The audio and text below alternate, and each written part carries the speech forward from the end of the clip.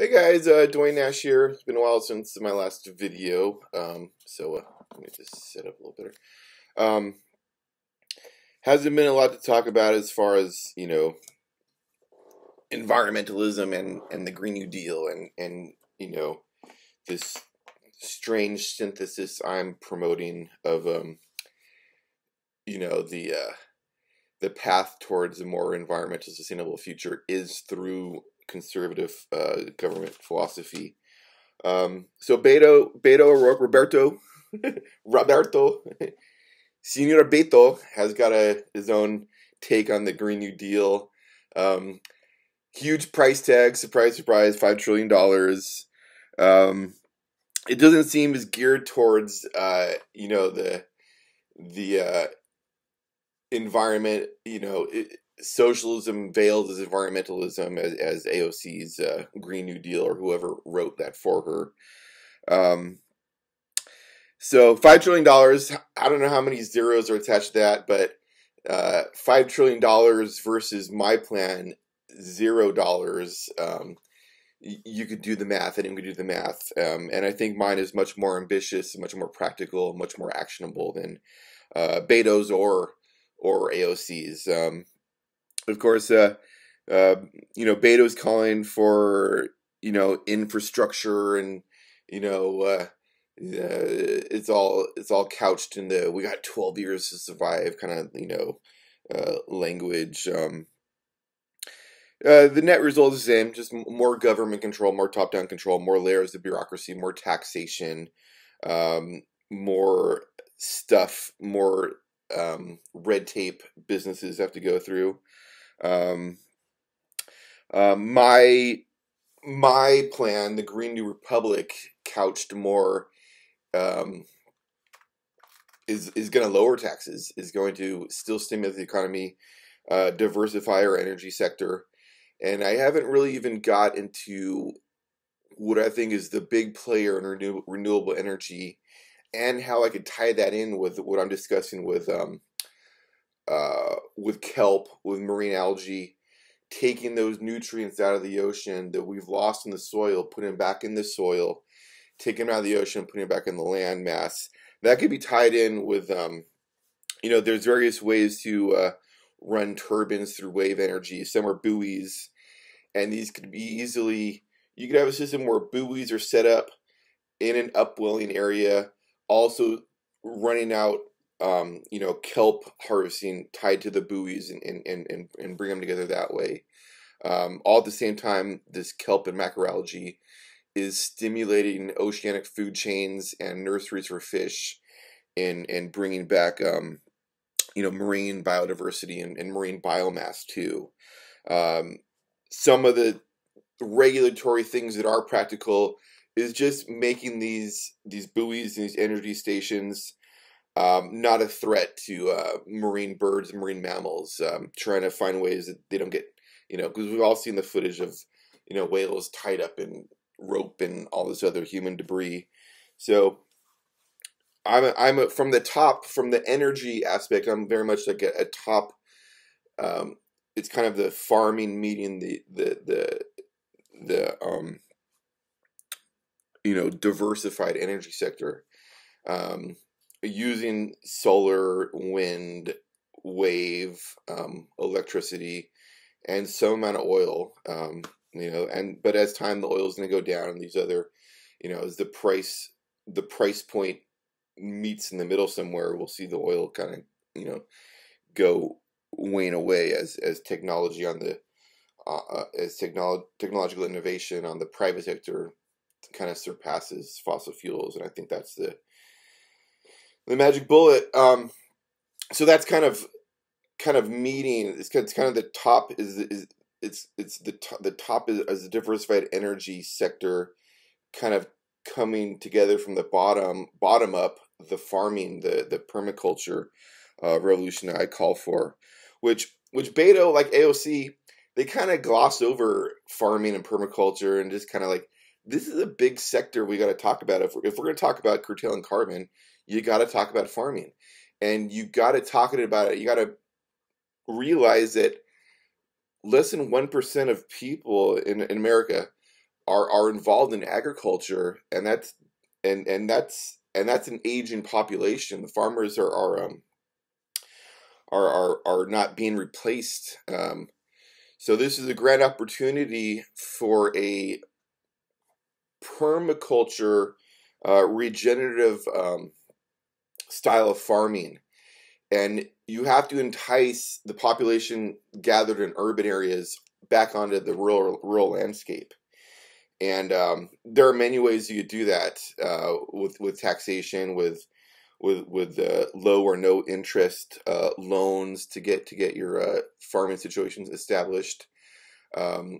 People who already own land and want to get involved in this can also offer, great deals for people to come onto the land and give them a path towards land ownership. Because private property is critical to this. Private property and people getting back on the landscape, having a connection to the land, is pivotal for this. Not this Republican green green republic. So again, AOC and Beto they kind of gloss over the farming. They don't talk at all about the oceanic aspect of it, oceanic acidification, because they're politicians. AOC looks like an extra out of acts like someone out of the Mean Girls cast. I mean, for all the Dems talk crap about how Trump acts, she's just a mirror image of him, in a slightly cuter package. And Beto on his tabletop dances, again, he's just posturing. He sees he's losing in the polls, so he's got to make a noise somewhere. AOC, I wish she stuck to her guns more and would talk more about the Green New Deal. She's kind of pivoted onto to reparations and the social justice kind of warrior stuff. And that's really all the Green New Deal was a social justice, disguised as environmentalism. The Green New Republic, this ability to expand upon the landscape is going to be open to all Americans.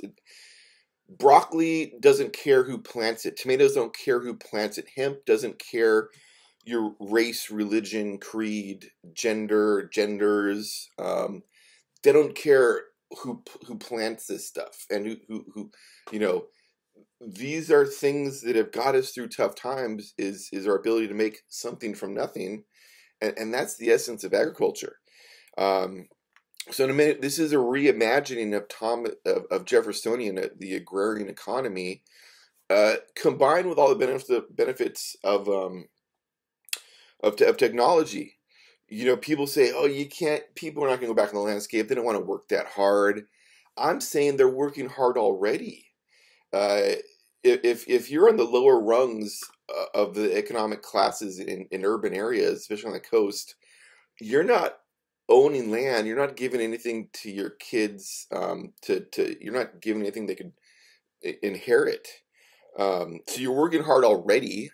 Probably working 40, 50 hours a week, commuting 3-4 hours a day sometimes. But so you're putting in a 10, 12-hour day already. Why not put in that 10, 12-hour day on a piece of land that you're making something that you are actually part of the environmental solution, because you're being incentivized by the government to use permaculture solutions to your landscaping, and that is safeguarding the riparian habitat, bringing birds back, bringing insects back, and doing as much permaculture solution as you can. Permaculture is not one set of laws.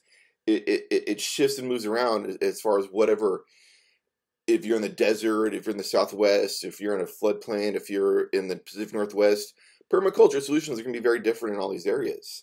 But there are common themes in trying to mimic and utilize the paths that nature uses already, and making your farm a carbon a net carbon sink, so that the farming sector becomes more and more a carbon sink, not a carbon output.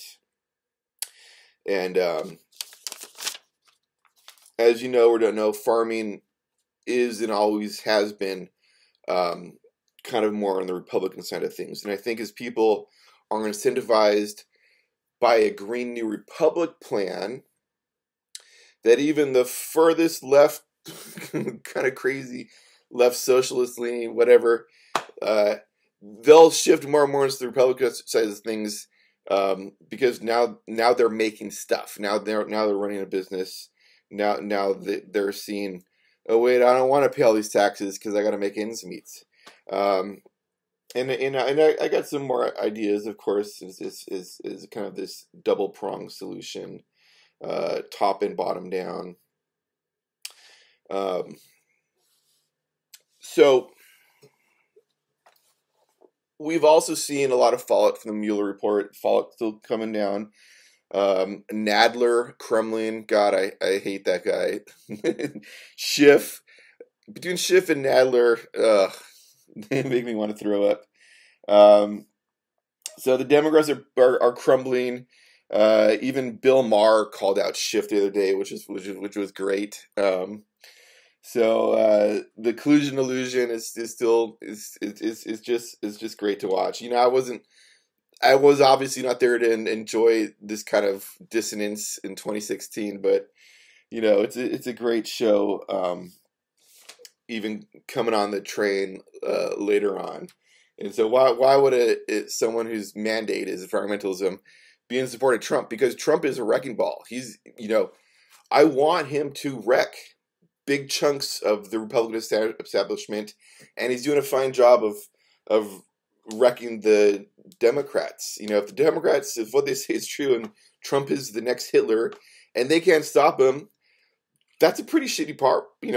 If you have all this media, all this academia, all this stuff, all your guns bearing down on Trump, and you can't stop him, you're a pretty shitty party, especially considering that probably 10, 20, maybe a quarter of the people that voted for Trump voted for Obama and are kind of ex-Democrats or independents. So you know, Trump is just as Alex Jones has said many times, Trump is just the first installment. So he's bringing back the industry back to America, manufacturing. And someone like me, or maybe myself, you know, I don't know how things are going to pan out, but someone like me is going to bring back farming to America, bring back making our own clothing. Environmental nationalism is the path forward for the environment. We got to re-embrace America's best idea, national parks. Put the word conserve back in conservatism. Okay, so I'm going to leave it on that note. Again, Beto, I see always more government control. The Green New Republic addresses many issues, glaring issues: farming, the ocean acidification, algae, depleted soils. You don't hear a scant mention of these things in AOC's and Beto's plan. You do in my plan, because I'm the boss. Take care, guys.